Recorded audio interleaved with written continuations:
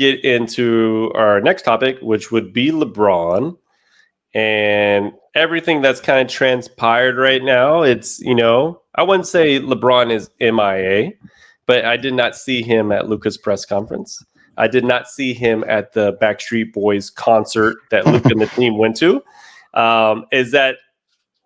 Do you make anything out of that, or is that just nothing? Well, I think things are finally settling down a bit. I mean, LeBron is I mean, gosh, unless something drastic happens, right? He's not going to be traded. I mean, since we've spoke last, I think it's even come out. Rich Paul said that's never been like formally discussed, but I do know LeBron. I know he's never going to admit it, but he's definitely been in his feels a little bit. I mean, we've talked about it. He is not the number one option at this time, and he's not the number one priority. And it's like to me, it's not a terrible thing. Like LeBron's, man, he's done all that he's could. He's been phenomenal, probably top 2 player ever. And so that will never ever be taken away from him. But I don't know. Like if it was a couple years ago, I still feel LeBron's a type that probably wouldn't be at that presser. Definitely not a Backstreet Boys concert. But I think it's just because of everything that's happened this summer. Every little thing he does, like, we're kind of like on it. But in my opinion, come October 21st, I believe that's the opening. That's when the regular season starts. I think he will be there and ready to go. Anything to it, you think, other than, this is most likely perhaps his last season with the Lakers? Yeah, I think he's settled down from all the kind of drama over the last month, right? I don't think he's going anywhere if I had to put money on it right now. Yeah. For this year, obviously. But I do see, like, he didn't want to, in one way, be a bearing to Luka's decision, right? I think he's always said it, and you've seen it. He said it in interviews that he wanted Luka to make his own decision on what he wanted to do with either signing with the Lakers or being a free agent next year, whatever that was going to be. So I think that now Luka has signed. You might see something in the next couple days or a week where LeBron commits a little bit more. Obviously, he commits to this year. And if this is his last year, this is his last year. You might hear that. Or he commits to playing another year or two with the Lakers, because we know we got 3 years with Luka. So now he knows that the Lakers have Luka for the next 3 years. And I can't imagine he plays longer than that.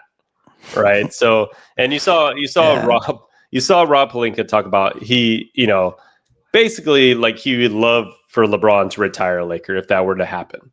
Like he can't guarantee it. He doesn't know where his head's at, but would he want LeBron to retire as a Laker? Yes.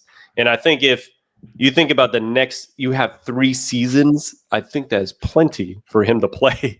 I can't imagine him playing like 27 seasons or whatever it would be. I don't even want to say it because I'm like, he's about to be his 23rd season. And if he played 3 more with Luka, he'd go into whatever, dude. Like, we're not going to 27 seasons, right? Come on. Yeah. So I think he's probably going to be a little bit more settled now as far as what he talks about with the Lakers. And we're going to see him in a Lakers uniform on October 21st. Yeah, I think while Rob says we would love to see him retire, I think there's a caveat there, and I think it's like you got to work with us in terms of like the contract situation. Like I just can't see like, hey, we're gonna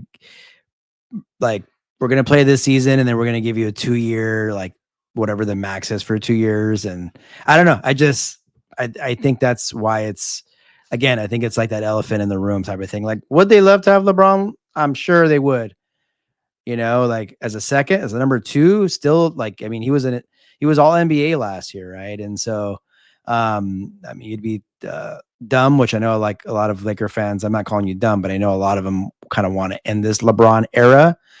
But I mean, in terms of what he does on the floor, I mean, he still puts up not only numbers, but he's effective. And so, yeah, it's I think it's just one of these things he's going to play this year. And if he wants to stay in LA or at least on the Lakers, like it's it's gonna look different for sure.